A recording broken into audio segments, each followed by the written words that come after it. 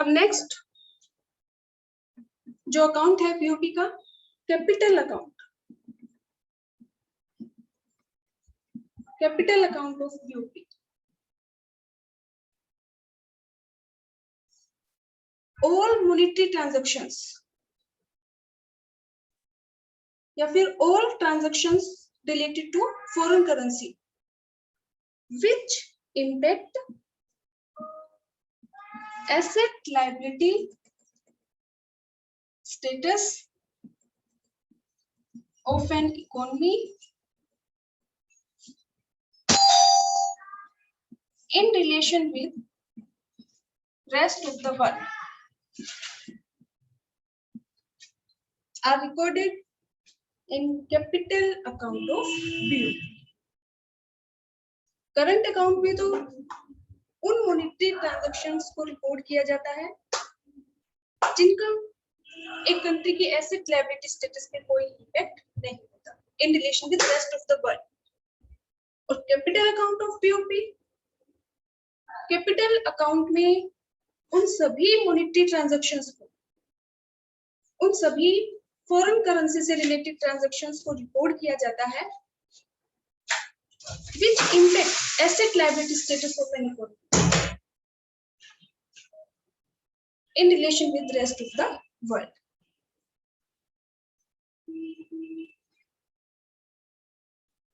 लेकिन capital account means ये नहीं है कि जो भी हम कैपिटल गुड्स अगर परचेज करते हैं फॉरेन से, फॉर एग्जांपल अगर हम बात करें plant and machinery,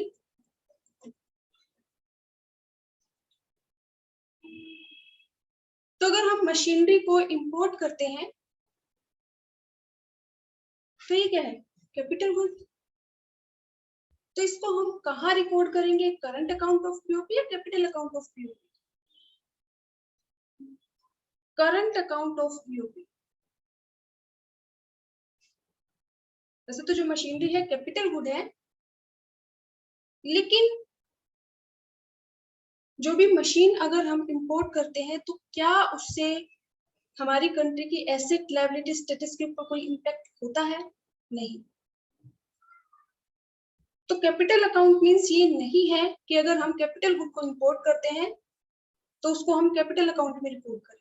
capital account में हम सिर्फ उन्हीं ट्रांजैक्शंस को रिकॉर्ड करते हैं जिनसे कंट्री की एसेट लायबिलिटी स्टेटस के ऊपर इम्पैक्ट। तो अगर कैपिटल गुड को अगर हम इंपोर्ट करते हैं तो उसको हम कहाँ रिकॉर्ड करेंगे, क्योंकि ये विजिबल गुड है तो इसको हम इंक्लूड करेंगे विजिबल ट्रेड में, ट्रेड बैलेंस में।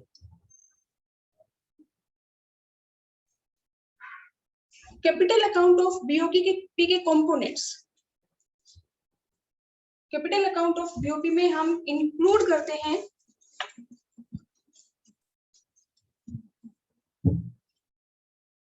बोरोइंग,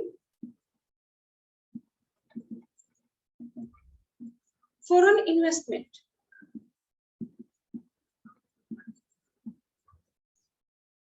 जो मेन कंपोनेंट है कैपिटल अकाउंट ऑफ बीओपी के वो है borrowing and second foreign investment.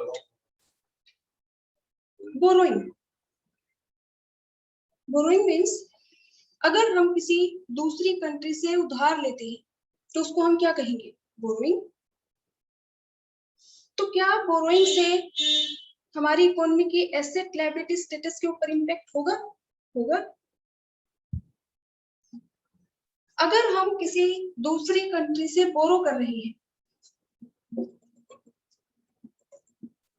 Borrow from abroad, तो इससे हमारी इकोनॉमी की लायबिलिटी इंक्रीज हो जाएगी, क्योंकि हम किसी से भी उधार लेते हैं तो वो पैसा हमें वापस करना पड़ता है, रीपेमेंट करनी पड़ती है उस लोग की। तो जो बोरोइंग है वो कैपिटल अकाउंट ऑफ बीओपी का पार्ट है, क्योंकि borrowing from abroad it creates liability,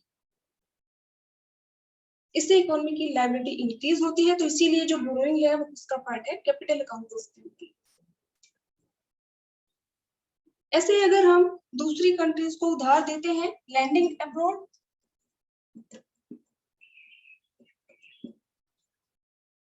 तो अगर हम किसी दूसरी कंट्री को उधार देते हैं तो क्या होगा, हमारी एसेट, हमारी इकोनॉमी की एसेट इंक्रीज होगी, क्योंकि जो हम दूसरी कंट्रीज को उधार देंगे वो पैसा हमारे पास वापस आएगा। तो जो बोरोइंग है वो इम्पोर्टेंट कंपोनेंट है कैपिटल अकाउंट ऑफ बीओपी का। इसको हम कैपिटल अकाउंट ऑफ बीओपी में इंक्लूड करते हैं, क्योंकि बोरोइंग से, चाहे हम फॉरेन कंट्री से बोरो करें या फिर हम फॉरेन कंट्री को लेंड करें, उधार दें, दोनों ही सिचुएशन में हमारी इकोनॉमी की एसेट लायबिलिटी स्टेटस के ऊपर इम्पैक्ट होता है। इसीलिए जो बोरोइंग है वो कैपिटल अकाउंट ऑफ बीओपी का पार्ट है। तो अगर हम किसी दूसरी कंट्री से बोरो करते हैं तो हमारी इकोनॉमी की लायबिलिटी इंक्रीज होगी, लेकिन बोरोइंग से हमारी कंट्री में फॉरेन एक्सचेंज आएगा, इनफ्लो ऑफ फॉरेन एक्सचेंज। इसीलिए borrowing from abroad positive item है, प्लस का आइटम है, और इसको हम रिकॉर्ड करते हैं क्रेडिट साइड ऑफ बीओपी। ऐसे ही लैंडिंग अब्रोड, बोरो मीन्स उधार लेना, लैंड मीन्स उधार देना।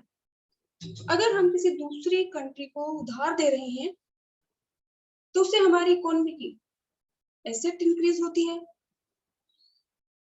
लेकिन इससे हमारा जो फॉरेन एक्सचेंज है उसका आउटफ्लो होता है, दूसरी कंट्री में फॉरेन एक्सचेंज जाता है, तो ये नेगेटिव आइटम की तरह हम इसको ट्रीट करते हैं, और डेबिट साइड इसको रिकॉर्ड किया जाता है, debit side of capital account of BOP. जो बोरोइंग है इसको फर्दर क्लासिफाई किया जा सकता है एक्सटर्नल कमर्शियल बोरोइंग,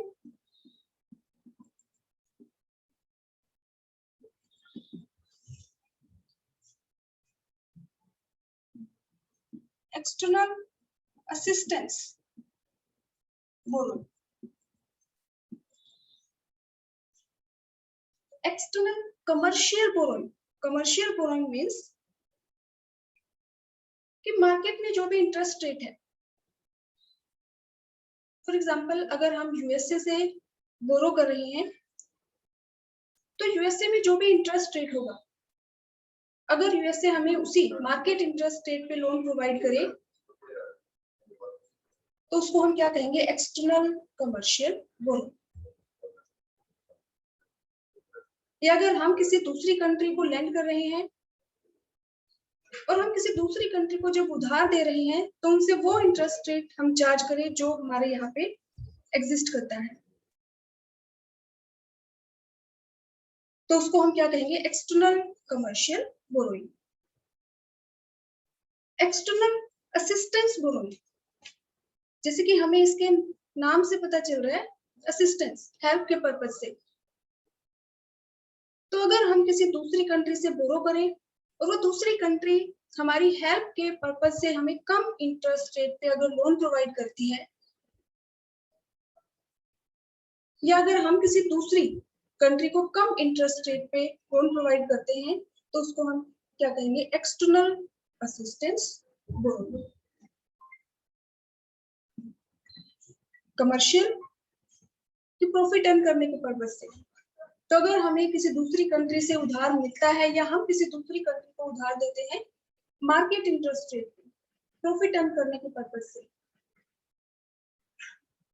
तो उसको हम क्या कहेंगे, एक्सटर्नल कमर्शियल बोरोइंग।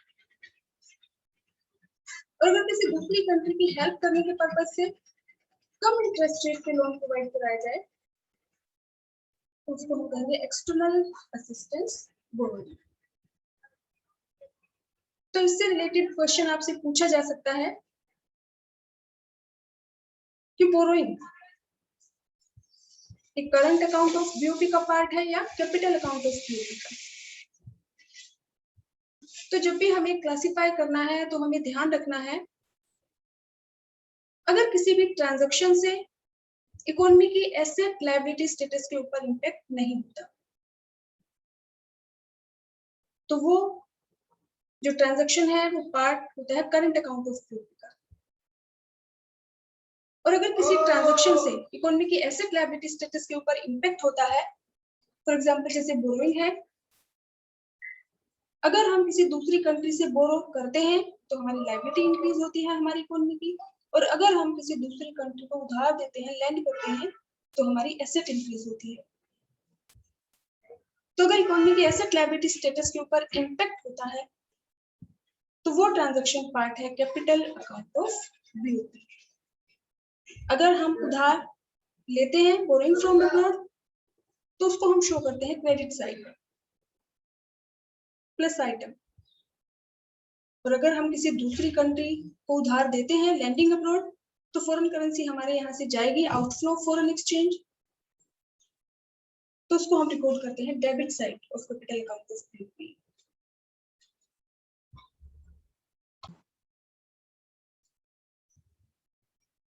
नेक्स्ट जो कंपोनेंट है कैपिटल अकाउंट ऑफ बीओपी, वो फॉरेन इन्वेस्टमेंट।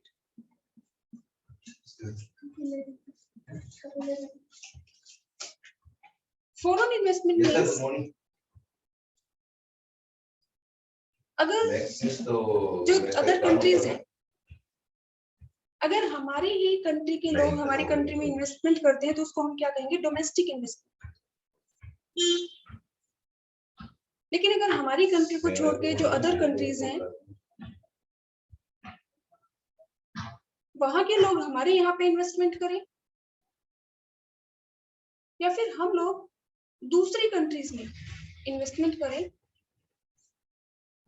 तो उसको हम क्या कहते हैं, फॉरेन इन्वेस्टमेंट। फॉरेन इन्वेस्टमेंट को क्लासिफाई किया जा सकता है direct investment, foreign direct investment, foreign institutional investment, या इसको हम फॉरेन पोर्टफोलियो इन्वेस्टमेंट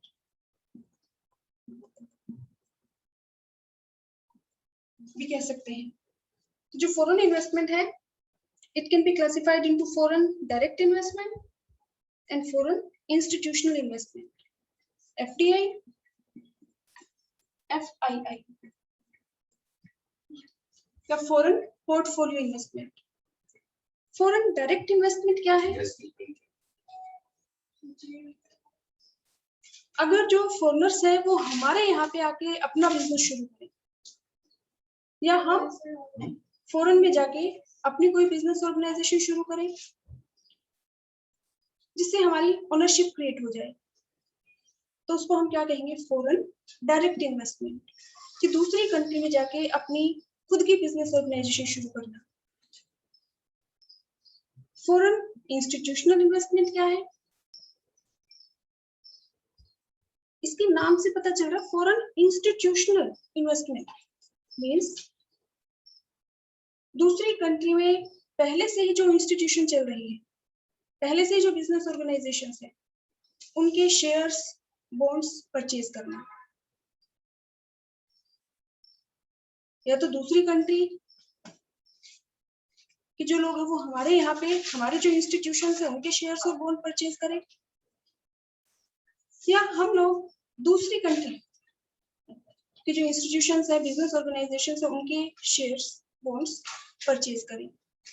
तो पहले से जो इंस्टीट्यूशन चल रहे हैं उनमें अगर हम इन्वेस्टमेंट करते हैं तो उसको हम क्या कहेंगे, फॉरेन इंस्टीट्यूशनल इन्वेस्टमेंट या फॉरेन पोर्टफोलियो इन्वेस्टमेंट। एफडीआई से तो ओनरशिप क्रिएट होती है, क्योंकि अगर कोई हमारे यहाँ पे आके अपना बिजनेस शुरू करे तो वही उसका ओनर होगा। लेकिन जो फॉरेन इंस्टीट्यूशनल इन्वेस्टमेंट है, इससे ओनरशिप क्रिएट नहीं होती, क्योंकि इससे हम कुछ परसेंट पार्ट ही परचेज करते हैं, कुछ परसेंट पार्ट जो शेयर्स है डिबेंचर्स है हम परचेज करते हैं, तो सिर्फ हम उस पार्ट के ओनर हैं जो शेयर्स हमने परचेज किए हैं। या अगर हम बॉन्ड्स परचेज करते हैं तो हमारी ओनरशिप क्रिएट नहीं होती। तो एफडीआई मींस किसी दूसरी कंट्री में जाके अपनी खुद की बिजनेस ऑर्गेनाइजेशन शुरू करना, या फिर फॉरेन वाले हमारे यहाँ पे आके अगर अपनी खुद की बिजनेस ऑर्गेनाइजेशन शुरू करो तो उसको हम क्या कहेंगे, फॉरेन डायरेक्ट इन्वेस्टमेंट, और इससे ओनरशिप क्रिएट होगी। और फॉरेन इंस्टीट्यूशनल इन्वेस्टमेंट, या तो फॉरेन वाले आके हमारे यहाँ के जो इंस्टीट्यूशंस हैं उनके शेयर्स या डिबेंचर्स परचेज करें, या हम फॉरेन कंट्री में जाके वहाँ के जो इंस्टीट्यूशंस हैं जो पहले से चल रहे हैं उनके शेयर्स और डिबेंचर्स परचेज करें, और इससे ओनरशिप क्रिएट नहीं होती। इसमें डिफरेंस भी आपसे पूछा जा सकता है, difference between FDI and FII. तो जो फॉरेन इन्वेस्टमेंट है ये भी पार्ट है कैपिटल अकाउंट ऑफ बीओपी का।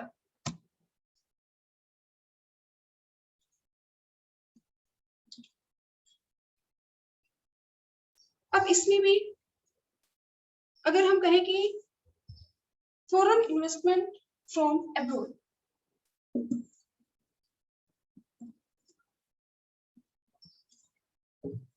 Foreign investment from abroad, foreign investment from abroad means कि बाहर की जो अदर कंट्रीज हैं वो लोग हमारे यहाँ पे आके इन्वेस्टमेंट कर रहे हैं। तो इससे क्या है, हमारी इकोनॉमी की लायबिलिटी इंक्रीज होगी, क्योंकि वो पैसा वो कंट्री जो लोग हैं या जो इंस्टीट्यूशंस है जिन्होंने इन्वेस्टमेंट किए वो कभी भी वापस लेके जा सकते हैं। तो foreign investment from abroad it impact asset liability status of economy, इसीलिए जो फॉरेन इन्वेस्टमेंट है ये पार्ट है कैपिटल अकाउंट ऑफ बीओपी। अब foreign investment from abroad means जो अदर कंट्रीज हैं, जो फॉरेन कंट्रीज है वो हमारे यहाँ पे आके इन्वेस्टमेंट करेंगी, तो उससे फॉरेन एक्सचेंज हमारा इंक्रीज होगा, हमारे यहाँ पे फॉरेन करेंसी आएगी, इनफ्लो ऑफ फॉरेन एक्सचेंज। तो उसको रिकॉर्ड किया जाता है credit side of capital account of BOP. और अगर आपसे पूछा जाए foreign investment to abroad, foreign investment to abroad means हम लोग किसी दूसरी कंट्री में जाके इन्वेस्टमेंट करें। तो फॉरेन इन्वेस्टमेंट टू अब्रॉड से हम जिस भी कंट्री में इन्वेस्टमेंट करेंगे उसी कंट्री की करेंसी हमें चाहिए, मींस हमारे यहाँ से फॉरेन करेंसी बाहर जाएगी अदर कंट्रीज में, outflow of foreign exchange, outflow of foreign currency. तो फॉरेन इन्वेस्टमेंट टू अब्रॉड ये पार्ट है कैपिटल अकाउंट ऑफ बीओपी का, और इसको रिकॉर्ड किया जाएगा एज ए नेगेटिव आइटम या debit side of capital account of BOP. तो जो फॉरेन इन्वेस्टमेंट है, चाहे हम लोग दूसरी कंट्री में जाके इन्वेस्टमेंट करें, वो चाहे फॉरेन डायरेक्ट इन्वेस्टमेंट हो या फॉरेन इंस्टीट्यूशनल इन्वेस्टमेंट हो, या जो अदर कंट्रीज है वो हमारे यहाँ पे आके इन्वेस्टमेंट करें, वो चाहे FDI investment, foreign direct investment हो या फॉरेन इंस्टीट्यूशनल इन्वेस्टमेंट हो, ये पार्ट है कैपिटल अकाउंट ऑफ बीओपी का। अगर हम किसी दूसरी कंट्री में इन्वेस्टमेंट करेंगे तो उसको रिपोर्ट किया जाएगा डेबिट साइड। अगर फॉरेन करेंसी हमारे यहाँ पे आती है तो क्रेडिट साइड, और अगर हमारे यहाँ से फॉरेन करेंसी फॉरेन एक्सचेंज बाहर जाता है, आउटफ्लो ऑफ फॉरेन एक्सचेंज, तो उसको रिपोर्ट किया जाता है डेबिट साइड।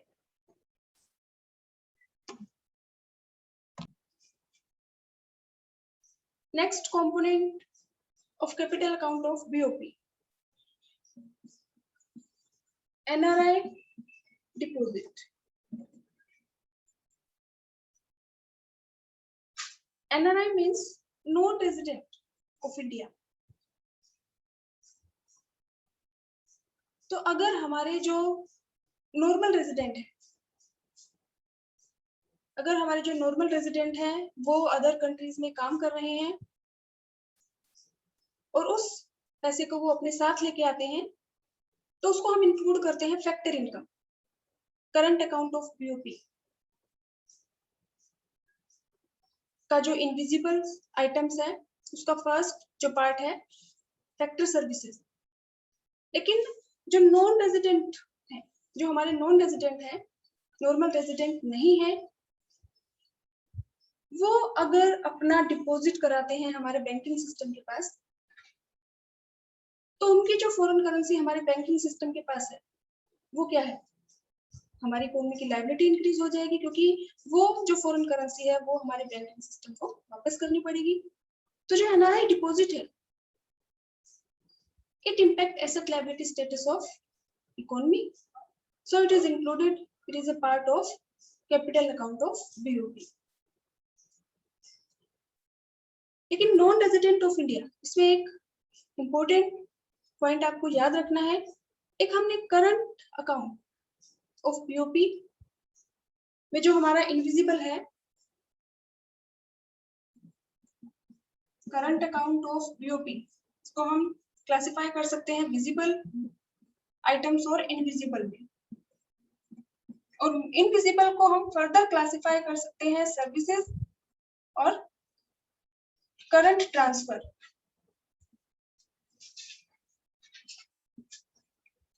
तो जो नॉन रेजिडेंट ऑफ इंडिया है, जो एनआरआई है, वो अगर अपनी फैमिली के पास फॉरेन करेंसी सेंड करते हैं, अपनी फैमिली के पास पैसा भेजते हैं, तो वो कंपोनेंट है करंट अकाउंट ऑफ बीओपी का, करंट ट्रांसफर का, रेमिटेंस।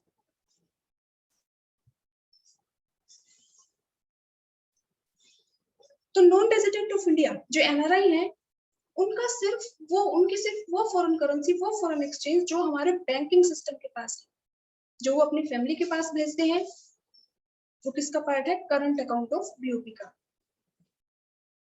क्योंकि वो हमारे नॉर्मल रेजिडेंट नहीं है, वो हमारी फैक्टर इनकम नहीं है। तो वो पार्ट है करंट ट्रांसफर का, यूनिलैटरल पेमेंट्स का। और एनआरआई डिपॉजिट्स, नॉन रेजिडेंट्स का वो फॉरेन एक्सचेंज जो हमारे बैंकिंग सिस्टम के पास है, इसे हमारी इकोनॉमी की लायबिलिटी इंक्रीज होती है, तो इसीलिए जो एनआरआई डिपॉजिट है वो कंपोनेंट है कैपिटल अकाउंट ऑफ बीओपी का। तो अगर जो एनआरआई है उनका पैसा हमारे बैंकिंग सिस्टम के पास है, तो फॉरेन एक्सचेंज हमारे यहाँ पे आ रहा है, इनफ्लो ऑफ फॉरेन एक्सचेंज, तो वो क्या है, क्रेडिट साइड, उसको हम शो करेंगे credit side of capital account of BOP. और अगर हमारे यहाँ के जो लोग हैं, जो दूसरी कंट्रीज के नॉन रेजिडेंट हैं, वो अगर अपना पैसा दूसरी कंट्रीज में डिपॉजिट कराते हैं, दूसरी हमारे यहाँ के जो नॉर्मल रेजिडेंट है लेकिन दूसरी कंट्रीज के लिए जो नॉन रेजिडेंट है, वो अगर यहाँ से जो फॉरेन एक्सचेंज है वो अगर दूसरी कंट्री के पास डिपॉजिट कराएं, तो वो क्या होगा, डेबिट साइड, उसको हम शो करेंगे। तो एनआरआई डिपॉजिट क्या है, component of capital account of BOP, और एनआरआई डिपॉजिट को हम शो करेंगे credit side of capital account of BOP. NRI जो पैसा अपनी फैमिलीज के पास भेजते हैं वो पार्ट है करंट अकाउंट ऑफ बीओपी का, लेकिन एनआरआई का जो पैसा हमारी बैंकिंग सिस्टम के पास है वो पार्ट है कैपिटल अकाउंट ऑफ बीओपी का। नेक्स्ट इसका जो कंपोनेंट है कैपिटल अकाउंट का,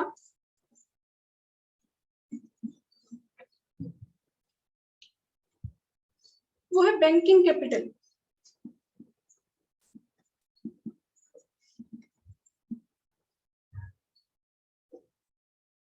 banking capital means foreign assets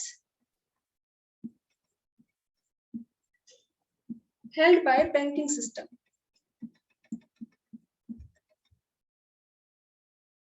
means हमारे जो एनआरआई हैं उनके डिपॉजिट को छोड़ के, एनआरआई के डिपॉजिट को छोड़ के उसके अलावा अगर और फॉरेन एक्सचेंज है अदर कंट्रीज का हमारे बैंकिंग सिस्टम के पास, तो उसको हम क्या कहेंगे, बैंकिंग कैपिटल। और इससे भी हमारी इकोनॉमी की लायबिलिटी इंक्रीज होती है, क्योंकि जो भी फॉरेन एसेट है, फॉरेन एक्सचेंज है, एनआरआई को छोड़ के फॉरेन कंट्रीज का, वो वापस करना पड़ेगा आफ्टर सम टाइम। तो इसीलिए जो बैंकिंग कैपिटल है,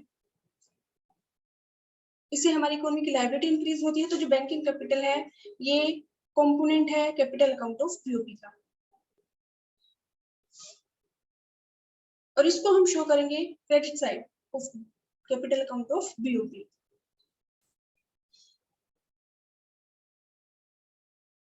इसके अलावा नेक्स्ट जो कंपोनेंट है वो है शॉर्ट टर्म ट्रेड क्रेडिट।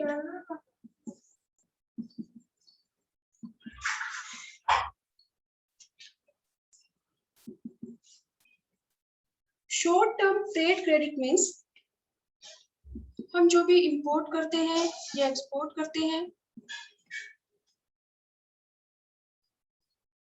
तो क्या जब भी हम इंपोर्ट या एक्सपोर्ट करते हैं तो एट ए टाइम, अगर हम इंपोर्ट करते हैं फॉर एग्जांपल, तो क्या इंपोर्ट करते ही एट ए टाइम हम पेमेंट कर देते हैं, या जब हम एक्सपोर्ट करते हैं तो जैसे ही हमने एक्सपोर्ट किया वैसे ही हमारे पास फॉरेन करेंसी आ जाती है? ऐसा जरूरी नहीं है। जैसे हम जो सेल और परचेज करते हैं वो हम क्रेडिट में करते हैं, वैसे ही हम जो इंपोर्ट और एक्सपोर्ट है वो भी हमारा क्रेडिट में हो सकता है। तो फॉर एग्जांपल अगर हम लोग इंपोर्ट कर रहे हैं और उस इंपोर्ट के लिए जो पेमेंट की जाएगी वो की जाएगी 3 महीने बाद, 4 महीने बाद, तो जो भी शॉर्ट टर्म क्रेडिट है इंपोर्ट के लिए, एक्सपोर्ट के लिए, ये भी इंपॉर्टेंट कंपोनेंट है कैपिटल अकाउंट ऑफ बीओपी का। क्योंकि अगर हमने उधार में इंपोर्ट किया है तो हमारी इकोनॉमी की लायबिलिटी इंक्रीज हो गई, क्योंकि जो इंपोर्ट किया है उसकी पेमेंट करनी पड़ेगी आफ्टर सम टाइम।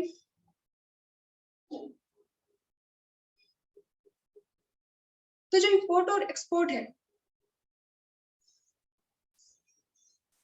जो उधार में किया गया है, it impact asset liability status of our economy. तो इसीलिए ये भी इंपॉर्टेंट कंपोनेंट है कैपिटल अकाउंट ऑफ बीओपी।